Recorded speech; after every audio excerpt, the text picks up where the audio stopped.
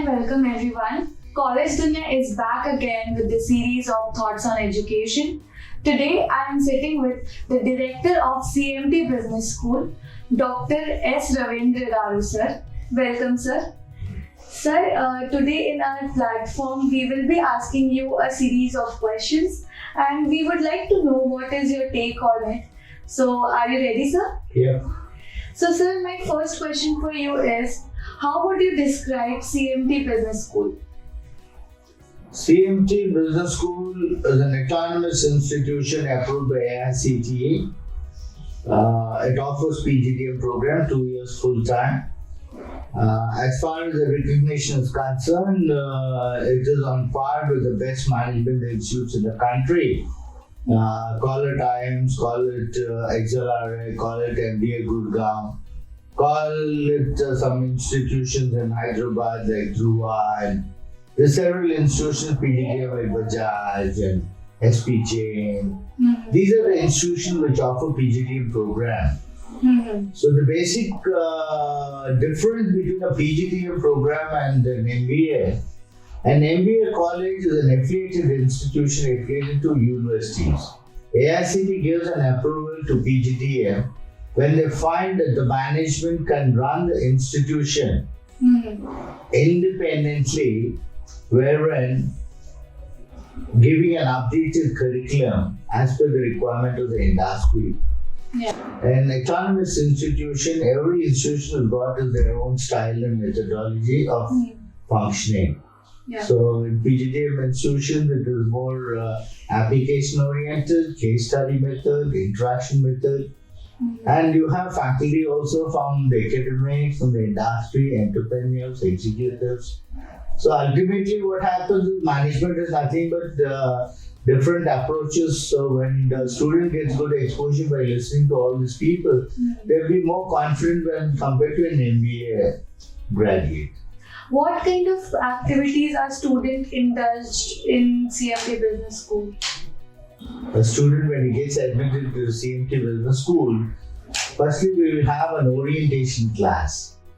Orientation is nothing but inviting people, senior people from various segments, call it academics, call it entrepreneurs, call it executives, so that they give you an overview of management education.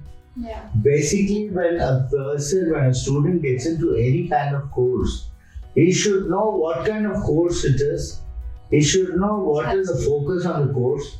He should know what he'll get out of the course, so that he can format his mind and make up his mind to focus on the segment which he wants to specialize in. So the various methodologies what we adopt helps us in training the students better. So firstly we come with the case study method, so that the case study is more helping the student to understand the chapter, where it has been applied and how it has been applied. That is case study method. So when we do a chapter, so for example in Principles of Management, we do a chapter like planning.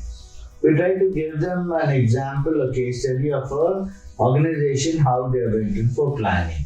So after that we make it an interactive method, so that the students keep questioning the faculty. And then we make it participative method. Instead of teachers asking you a question, you participate on your own by being more proactive. So these are the kind of methodologies we adopt in the business schools. And at the end of the first semester, we make it a point that we give them an assignment of a business of the family, or a business where they have an approach, basically a small industry or a small unit. So after that, when they go for the vacation in December and during the Pongal holidays, they write an assignment of their own and then they come back and present the assignment. So as the students, each student comes with a different assignment. A class strength of 60 will help the 60 class strength to understand different kind of businesses, different kind of approaches. But they do an internship. The basic knowledge what they get out of doing an assignment in the first semester, end of first semester, will help them to study in an industry by spending about 8 weeks in an industry, knowing the project, interacting with them. And here we make it a point that there is a guide from the industry as well as a faculty guide from the institute. So that both these people, they keep guiding the student and they make it more interesting, and ultimately they are supposed to give a sort of a feedback to the industry where they make a study. So all the practical exposure, visiting industries, industry visits, industry tours, then we ask them to sit and write a sort of a thesis. Alright. Thesis is more giving them exposure to have, we have periodical mock interviews, and at the end of first semester, they get well prepared for placements. So that's how CMT makes a difference when compared to many of the affiliated MBA colleges. Moving ahead to the next question, sir. So, what are the projects you are planning for students, and what are the projects currently they are working on? Firstly, as the student enters the interview, we have something called a mock interview, trying to identify what is the interest that the student has within himself. And at the same time, this interview will help us to remove the mental block out of the student. So this mock interview helps us to make them more positive. And once they are positive, we ask them to choose a project.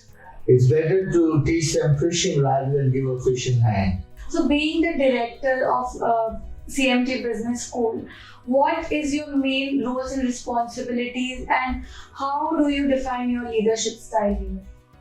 The word leadership itself really helps, conveys the message that you have to hold his hand and take him with you and leave him after he gets trained. So when you have an attitude of this kind, firstly, we make it a point. The students start thinking like a manager, walking like a manager, talking like a manager. Always take up ownership. Yes.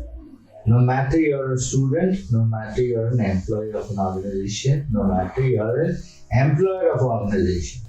The atmosphere of a management institution, especially an autonomous, we have to develop a culture.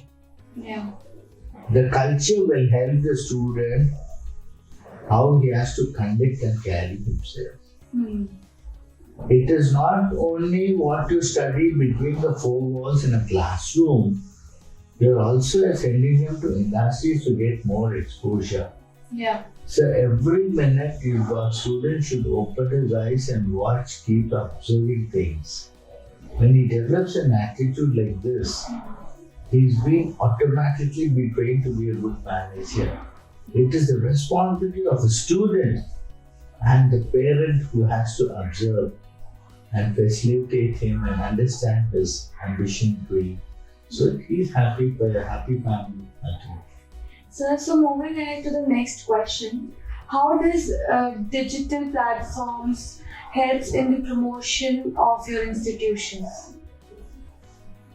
Imagine, first thing is any kind of advertisement or any kind of promotion is basically to create awareness in people about your existence.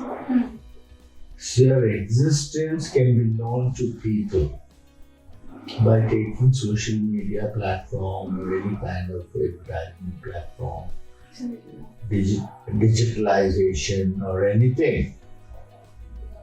But the basic idea where the ball is on the student's court. The student is the one, the moment they know about an institute, they should not hesitate to at least call and find out. I always find that the students in Vishakhapatnam at least, when they want to go to US, they get applications from various universities. They make a study on various institutes, universities. But they wanted admission here, they don't even do any kind of survey. So being an educational leader and you have experienced more than a decade in this industry, so what are the factors which keeps you into this industry, and what is your vision what you are planning in future? Frankly speaking, we are in this more than 4 decades, not 1 decade. More than 4 decades we're there. But one thing what I always tell all the people who are into academics, one has to run education institution with a lot of passion, Yes. with a lot of love towards the society, with a lot of commitment towards the people.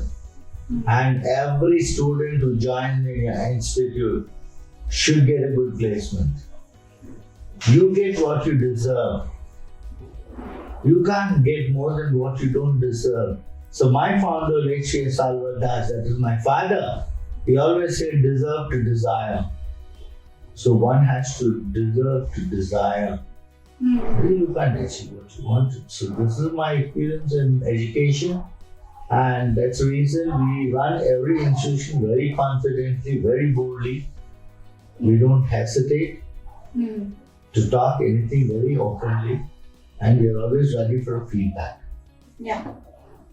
So moving ahead to the next question, what do you call as the best practices of CMT Business School? The best practices followed by our industry is you pay for it, you ask for it. Okay. People are not just paid for nothing. Every student should know that. Once you have that kind of clarity within yourself, it is not you being happy with the kind of package which is offered, but you should also know what you have to deliver in order to get the kind of package which is being offered by the industry. It's true. As simple as that. So every student, after getting a package of whatever they get, maybe about 20 lakh package, or 30 lakh package, or 50 lakh package per annum, they should know that they have a commitment. See, basically that's the reason last time I was designing a course on the dimensions of commitment should be assessed by the industry in the form of an interview. What are the dimensions of commitment? Because we don't really, there's nothing like dimensions of commitment. We say just pay him, you try him, and you say he's a failure and he doesn't work in your organization. It's not worth paying him salary, but the higher you pay, the more the company loses by an individual employee. So it's not a question of you're paying about 20 lakh package, but the amount of money involved in paying 20 lakh may be much more than the 20 lakh what is being paid to an employee. So the dimensions of commitment should always be seen through. That's how you need experts to interview, to take an employee to an organization. So the best practice what I feel the industry should do is adopting students from the day one. So the industry, instead of interviewing after the 4th semester, let them go and interview the 1st semester itself. Choose your student. Make him part of your organization, especially management education. So at the end of the day, when you find this guy after all the training, working with the institute, studying with the institute, and working with the organization, if you feel it doesn't fit in, say thank you, you don't fit into my organization. Wonderful, sir. I had a very insightful session with you. Thank you so much for being here and joining us today in our Thoughts on Education series. Thanks. Thank you very much. Thanks. Thank you and all the best. And as you're a smart girl with management education as a background, so your vision should be so high where you will become an asset for every organization. I know in college junior also, you made your presence felt and you are a big asset to the organization. And the organization will grow and you should grow with the organization. That kind of an attitude is required so that you're putting in the best in the organization so that the organization grows and you grow along with the organization. Thank you. God bless you. All the best. Thank you so much.